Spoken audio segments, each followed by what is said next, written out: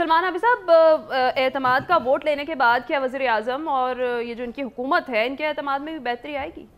دیکھیں، ویسے ایک اعتراف تو ہمیں یہ کرنا چاہیے کہ جسٹس ثاقب نثار جو ہیں ریٹائر ہونے کے باوجود اس وقت حکومت کے ذہنوں پہ سوار ہیں.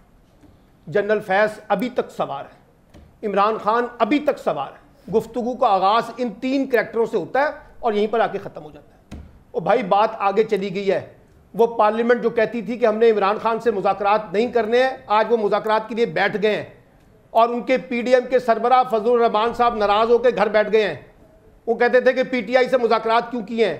جو آج کی سب سے بڑی خبر جو بریک تھرو ہے وہ یہ ہے کہ حکومت اور اپوزیشن مذاکرات کے لیے بیٹھ گئے ہیں. نقطہ کیا ہے؟ عام انتخابات ایک ہی وقت کے اوپر. اب یہ اکتوبر میں ہونے ہیں، جولائی میں ہونے ہیں، اگست میں ہونے ہیں. ساری بحث کا نقطہ یہ ہے. اور اس کا ایک کریڈٹ جو ہے وہ امتیاز عالم صاحب کو بھی جاتا ہے جب انہوں نے سول سوسائٹی اور میڈیا کے دوستوں کے ذریعے پہلا جسے کہتے ہیں نا آئس بریک کیا کہ ڈائلاگ کی طرف جائیں. سراج الحق صاحب کو بھی لے لیں اور لوگوں کو بھی لے لیں، اس عدلیہ کو بھی کریڈٹ دیں جنہوں نے بار بار آپ کو کہا کہ جناب جا کے بیٹھ کے مذاکرات کر لیں. اور یہ جو بیٹھ کے آپ پارلیمنٹ کے ذریعے تانے مار رہے تھے نا پنچایت کے، جرگے کے، آج اٹارنی جنرل وہاں پر پیش ہوئے عدالت میں اور پھر یہی موقع دہرایا کہ جناب ہم مفاہمت کرنا چاہتے ہیں، ہم بات چیت کرنا چاہتے ہیں. حکومت نے کمیٹی بنانے کا فیصلہ کر لیا ہے، مفاہمت ہوگی، بات چیت آگے بڑھے گی. انہوں نے کہا اچھا کر کے دیکھ لیں. تو پھر آپ واپس اسی پنچایت کی طرف ہی گئے، آپ بھی اسی طرف گئے. اور عدلیہ نے بھی اس وقت گیند دوبارہ سیاستدانوں کی کورٹ میں بھیجا ہے. اور اچھا ہوگا حکومت اور اپوزیشن مل کر کچھ طے کر لیں. لیکن اگر طے نہیں ہوگا یہ گیند واپس پھر سیاستدان دوبارہ جوڈیشری کے پاس بھیجیں گے. اگر جیسے امتیاز عالم صاحب نے کہا کہ یہ ایک سطح کے اوپر خود پولیٹیشن کی ناکامی دی ہے، اب اگر وہ اس ناکامی کا اپنے آپ کو دھونا چاہتے ہیں تو یہاں مذاکرات کو کامیاب کریں. اگر یہ ناکام ہو گئے تو پھر آپ یہ دیکھیے گا کہ واپس آپ کو بیک گیئر لگے گا اور آپ کو سپریم کورٹ میں جانا پڑے گا. اس لیے یہ موقع سیاستدانوں کے پاس ہے، اب وہ اس اپرچونٹی سے فائدہ اٹھائیں. اور یہ جو اکتوبر میں الیکشن ہو، اگست میں الیکشن ہو، ستمبر میں الیکشن ہو، جولائی میں ہو، جب بھی ہو، الیکشن کے اوپر آپ کو ایک اتفاق کرنا پڑے گا. اب تو وہ 14 مئی والا الیکشن تو پیچھے چلا گیا نا. لیکن یہ یاد رکھیں جو میں بار بار یہاں پہ کہتا رہا کہ جتنا الیکشن سے بھاگیں گے الیکشن آپ کے پیچھے بھاگے گا. اب وہ پیچھے بھاگ رہا ہے، وہ جان نہیں چھوڑ رہا آپ کی. آج مذاکراتی کمیٹی کا بھی 1 پوائنٹ ایجنڈا ہی ہے نا، الیکشن، عام انتخابات اور تاریخ، شیڈیول دینا ہے. اسی کے اوپر اتفاق ہونا ہے. یہ کہہ دینا کہ ہم پی ٹی آئی کو جماعت نہیں مانتے، پی ٹی آئی کی کوئی حیثیت ہی نہیں ہے، ہم تو پی ٹی آئی کا کلا کما کرنے آئے ہیں، بھائی آج انہی کے ساتھ بیٹھ کے بات چیت کر رہے ہو. اور اگر عمران خان یہ کہتے تھے کہ وہ ان کے ساتھ بات چیت نہیں کریں گے، آج وہ بھی ان کے ساتھ بات چیت کر رہے ہیں. اور ہمیشہ یاد رکھیں جب ڈیڈ لاک پیدا ہوتا ہے تو ڈیڈ لاک کے نتیجے میں مذاکرات ہوتے ہیں، مذاکرات کے نتیجے میں ریزولوشن نکلتا ہے. آج سارے اس نقطے کے اوپر اکٹھے ہو گئے. تو میں یہ سمجھتا ہوں کہ اس وقت جو ماحول تھا جو انتخابات سے فرار کا وہ اس وقت ٹوٹا ہے. اور یہ آپ یاد رکھیے گا، یہ حکومت کے وزراء نے کہا تھا، میں نے نہیں کہا تھا کہ ہم 2024 میں الیکشن کروائیں گے، 2023 میں بھی الیکشن نہیں ہو سکتے. خواجہ آصف کی تقریر موجود ہے پارلیمنٹ میں، وزیر داخلہ کا بیان موجود ہے ٹی وی ٹاک شو کے اندر.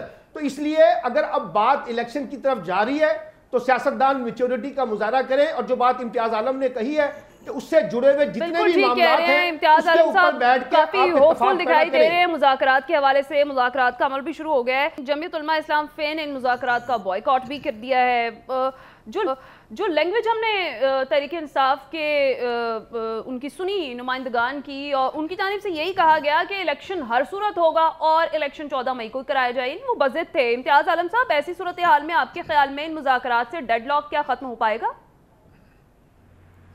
بھائی ابھی تو وہ بیٹھے ہیں اور اب یہ پبلک پوسٹرز لیے جائیں گے، میکسیملسٹ جنہیں کہتے ہیں، تاکہ دوسرا کچھ کنسیشن دینے پہ ہو، اور کنسیشن تو دونوں طرف سے ہو. میں ایک بات یہ کہنا چاہتا ہوں کہ یہ جو آج آپ بار بار یہ 180 ووٹ تھے یا 173 تھے، یہ ایسی بیکار بحث ہے. اور میں سمجھتا ہوں آج پارلیمنٹ کو سپریم کورٹ کے بڑے متحمل رویے کے بعد، اور انہوں نے راستہ دے دیا سیاستدانوں کو، اس کا احترام کرنا چاہیے تھا. اس سے ووٹ آف کانفیڈنس کی جگلری کی ضرورت نہیں تھی، اس کا کوئی مطلب بھی نہیں ہے. مجھے یاد ہے جب یوسف رضا گیلانی کو نکالا گیا تھا توہین عدالت میں، تو اسپیکر نے وہ فیصلہ رد کر دیا تھا، ماننے سے انکار کر دیا تھا، اور انہیں پورے ہاؤس کی حمایت حاصل تھی. ایک وقت تھا وہ واحد پرائم منسٹر تھے جنہیں پورے ہاؤس نے منتخب کیا. تو لیکن میں سمجھتا ہوں کہ یہ جو جنگ ہے اور یہ مثالیں اچھی نہیں ہیں. عدلیہ کے بارے میں بھی سوچنا پڑے گا. عدلیہ کو سپر ایگزیکٹو نہیں بننا چاہیے, عدلیہ کو آئین ری رائٹ نہیں کرنا چاہیے, عدلیہ کو سیاسی کنٹروورسی سے بچنا چاہیے, اور ہمیں ایک فیڈرل کورٹ چاہیے. ہم یہ افتخار چودھری صاحب کے اور ثاقب نثار کے ان تجربات کے بعد ہمارے کانوں کو توبہ ہوئی ہے, ہم وہ لوگ جو عدلیہ کی آزادی کے لیے 50 سال 60 سال سے جدوجہد کرتے رہے ہیں. عدلیہ کا کوئی بھی طریقہ کوئی نکالنا چاہیے کہ عدلیہ آئین کی پاسداری کیسے کرے. اسی طرح یہ جو پارلیمنٹ کے پلے کچھ رہا نہیں ہے اس سال میں, اور جس طرح اس سے استعفے دیے گئے یا جس طرح اسمبلیاں توڑی گئی, یہ مذاق نہیں ہے. یہ بڑا غیر ذمہ دارانہ قسم کے سیاسی رجحانات ہمیں نظر آئے.